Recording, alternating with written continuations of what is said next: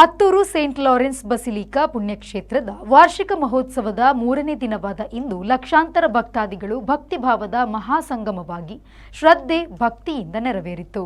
ದಿನವಿಡೀ ಸುಮಾರು 10 ಬಲಿಪೂಜೆಗಳು ನೆರವೇರಿತು. ಪುಣ್ಯಕ್ಷೇತ್ರದ ಆವರಣದಲ್ಲಿ ಆಧ್ಯಾತ್ಮಿಕ ವಾತಾವರಣ ತುಂಬಿ ತುಳುಕಿತ್ತು.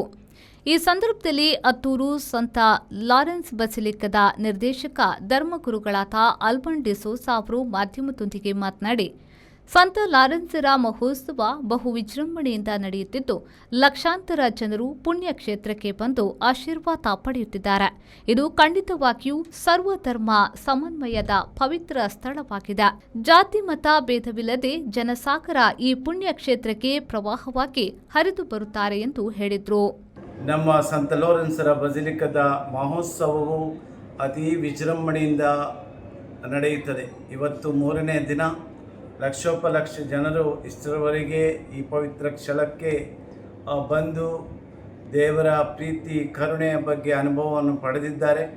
ಬಲಿಪೂಜೆಗಳಲ್ಲಿ ಭಾಗವಹಿಸಿ, ವಿಶೇಷವಾಗಿ ಪಾಪ ನಿವೇದನ ಸಂಸ್ಕಾರದಲ್ಲಿ ಭಾಗವಹಿಸಿ ಕರುಣೆಯನ್ನು ಪಡೆದು ಪಾಪಕ್ಕೆ ಪರಿಹಾರವನ್ನು ಪಡೆದುಕೊಂಡು ಅದೇ ರೀತಿಯಲ್ಲಿ ವಿವಿಧ ರೀತಿಯಲ್ಲಿ ಅವರ ಹರಕೆ ಮತ್ತು ಮೇಣದ ಬತ್ತಿಯನ್ನು ಆರಿಸಿ ದೇವರಿಗೆ ಸ್ತುತಿ ಸ್ತೋತ್ರವನ್ನು ಸಲ್ಲಿಸಿ ದೇವರಿಂದ ಉಪಕಾರಗಳನ್ನು ಕೋರಿಕೆಗಳನ್ನು ಸಲ್ಲಿಸಿ ಪ್ರಾರ್ಥಿಸಿದ್ದಾರೆ. ಖಂಡಿತವಾಗಿಯೂ ಇದು ಸರ್ವಧರ್ಮ ಸಮನ್ವಯ ಜಾಗ. ಜಾತಿ ಮತ ಭೇದ ಭಾವವಿಲ್ಲದೆ ಜನರು ಈ ಜಾಗಕ್ಕೆ ಜನ ಪ್ರವಾಹವಾಗಿ ಹರಿದು ಬರುತ್ತಾ ಇದೆ. ದೇವರ ಕರುಣೆ ಕೂಡ ಪ್ರೀತಿ ಕೂಡ ಅದೇ ರೀತಿಯಲ್ಲಿ ಇಲ್ಲಿ ಬರುವಂಥ ಜನರಿಗೆ ಸಿಗುತ್ತಾ ಇದೆ. ಆದ್ದರಿಂದ ಇಲ್ಲಿ ಬರುವಂಥ ಜನರೇ ಅದಕ್ಕೆ ಸಾಕ್ಷಿ. ವರ್ಷಂಪ್ರತಿ ಜನರ ಯಾತ್ರಾರ್ಥಿಗಳ ಭಕ್ತಾದಿಗಳ ಸಮೂಹ ಹೆಚ್ಚುತ್ತದೆ. ಈ ಮೂಲಕ ದೇವರ ಕರುಣೆ ಮತ್ತು ಪ್ರೀತಿ ಇಲ್ಲಿ ಬರುವಂಥ ಜನರಿಗೆ ಸಿಗುತ್ತದೆ. ಪ್ರತಿ ಬಲಿಪೂಜೆಯಲ್ಲಿ ನಾವು ಪ್ರಾರ್ಥಿಸ್ತೇವೆ, ನಮ್ಮ ದೇಶಕ್ಕೋಸ್ಕರ, ನಾಡಿಗೋಸ್ಕರ, ಸಮಾಜಕ್ಕೋಸ್ಕರ, ಕುಟುಂಬಗಳಿಗೋಸ್ಕರ ಮತ್ತು ವಿವಿಧ ಸರ್ಕಾರದಲ್ಲಿ ಕೆಲಸ ಮಾಡುವವರಿಗೋಸ್ಕರ, ರಾಜಕೀಯ ಪಕ್ಷಗಳಿಗೋಸ್ಕರ, ಎಲ್ಲರಿಗೋಸ್ಕರ ನಾವು ಈ ಸಾಮೂಹಿಕ ಪ್ರಾರ್ಥನೆಯಲ್ಲಿ ಪ್ರಾರ್ಥಿಸುವಾಗ ದೇಶದ ಅಭಿವೃದ್ಧಿಗೆ ಮತ್ತು ದೇಶ ಸೇವೆಯನ್ನು ಮಾಡುತ್ತಿರುವ ಎಲ್ಲರಿಗೆ ನಾವು ಪ್ರಾರ್ಥಿಸುವಾಗ ಈ ಒಂದು ಪವಿತ್ರ ಸ್ಥಳಕ್ಕೆ ಬರುವಂಥ ಎಲ್ಲ ಪ್ರಾರ್ಥನೆಗಳು, ಮನದಾಳದ ಪ್ರಾರ್ಥನೆಗಳು ದೇವರು ಕೇಳುವಂತಾಗಲಿ. ಅವರ ಹರಕೆ ಪ್ರಾರ್ಥನೆಗಳು, ಕೋರಿಕೆಗಳು ದೇವರು ಕೇಳುವಂತಾಗಲಿ.